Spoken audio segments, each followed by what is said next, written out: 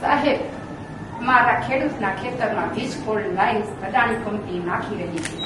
તેના માટે કોઈ ખેડૂત ભાઈઓ, કોઈ ખેત મજૂરો કે પ્રાણીઓ જે કોઈનું નુકસાન થાય એનું આ પરિપત્રમાં વીમા કવચનું કોઈ ઉલ્લેખ નથી. તો આમાં કોઈની જાનહાનિ થાય કે નો કરે નારાયણ કોઈના મૃત અવસાન થાય તો આમાં કઈ આમાં વીમા કવચનું છે નહીં. તો એના પૈસા કરતા અમારું જીવનનું મૂલ્ય ઊંચું છે સાહેબ. એમઆરસી કમિટીમાં સાહેબ અમે મગફળી વાવી હોય તો કોઈ 900 આપે, 1000 આપે, 1200 આપે, તો અમે તો ઊંચી કિંમતે જ વેચવી ને મગફળી. એમ અમારી જમીન તો અમે ઊંચી કિંમતે જ વેચવી ને, અને અમારી જમીનનો ભાવ તો અમે જ નક્કી કરશું સાહેબ. સાહેબ, અમારા ખેતરમાં વીજ થાંભલા જે આવે છે, તાર આવે છે, બરોબર, તો અકસ્માત રીતે કદાચ તાર તૂટી જાય અને અમારા પાકને જાનહાનિ થાય તો એની ભરપોષણ કોણ કરશે? અને અકસ્માત રીતે કદાચ કોઈ ખેડૂત જે અંદર કામ કરતું હોય તો એને કદાચ અકસ્માત કંઈ થઈ જાય તો એની જવાબદારી કોણ લેશે?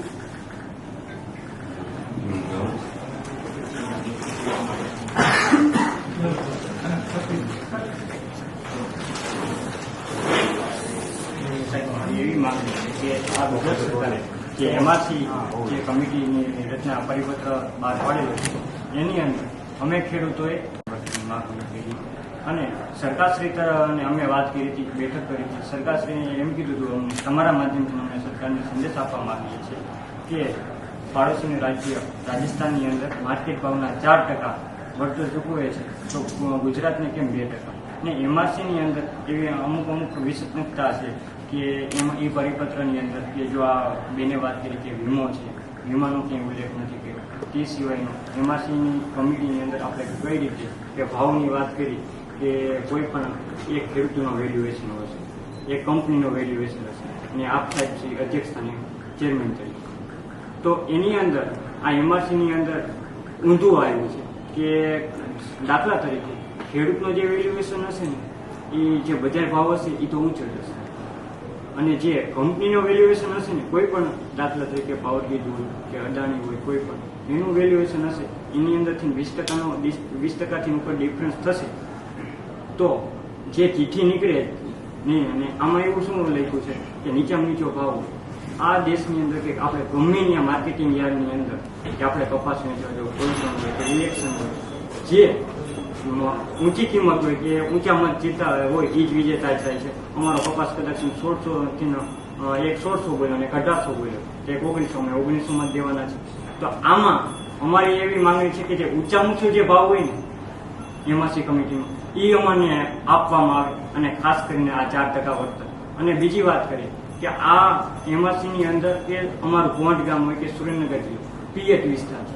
હાલની તારીખની અંદર અમુકને જે કોરિડોરની અંદર બોરવેલ આવે છે, ટીસી આવે છે, એનું વળતર ખેડૂતોને પૂરેપૂરું આપવું પડે. આ પાવર ગ્રીડના અધિકારી શું કહે છે? એમ કે છે કે તમારે બોર કે કોઈ વસ્તુ નહીં કરવાનો, કલેક્ટર સાહેબ આપનો હુકમ છે કે વચ્ચે વંડો હોય કે કોઈ આપણે મકાન ન કોરિડોરની અંદર 67 મીટરની અંદર બાંધકામ ન કરી શકે તો એ ખેડૂતોએ 8 થી 9 લાખ રૂપિયાનો બોરવેલ બનાવ્યો છે. એ હવે કોરિડોરમાં આવે છે તો કોરિડોરની અંદર એ બોરવેલનું એ કંપનીવાળાને નુકસાન તો દેવું જોઈએ જ નથી. એ અમારી એક બીજી માગણી છે. નમસ્તે. એટલે જે આ નવું પરિપત્ર આવ્યું ને સાહેબ એમાં ખેડૂતોએ અભ્યાસ કર્યો અને આપણા જિલ્લાના 20 થી 22 જિલ્લાના ખેડૂતો આવ્યા હતા અમારે જેતપર ગામડે અને અહીંયા જે કઈ ક્ષતિ હતી ને એ ખેડૂતોએ પોતે સજેસ્ટ કરી છે.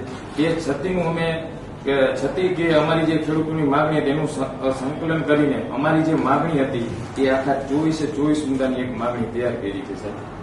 એમાં મુખ્યત્વે પોઈન્ટ જઈને તો પેલા તો એ છે કે તમે જે આ લાઈન કાઢો છો તો પહેલી પ્રાયોરિટી એવી જમીનને આપો કે ખેડૂતની ફળદ્રુપ જમીન ઓછું છે, જેથી કરીને જે દરિયાકાંઠો છે, રણ વિસ્તાર છે ત્યાં એનો સૌથી વધારે ઉપયોગ થાય, બરોબર.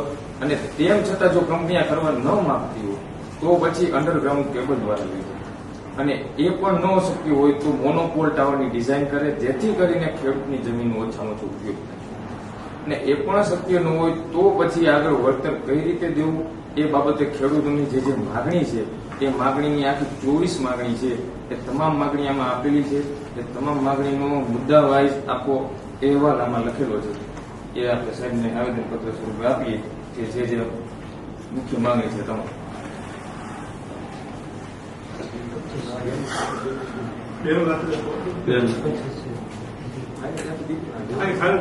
આખી ફાઇલ દેવાની છે.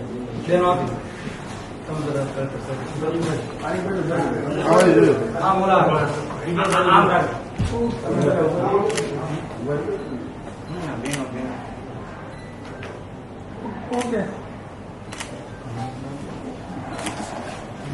એમાં એમ છે કે ગ્રામ પંચાયતના લેટર છે એમઆરસી ની અંદર જે હજી અમને મંજૂર નથી એ બધા ગ્રામ પંચાયતની અંદર ઠરાવ કરેલા છે ઠરાવ છે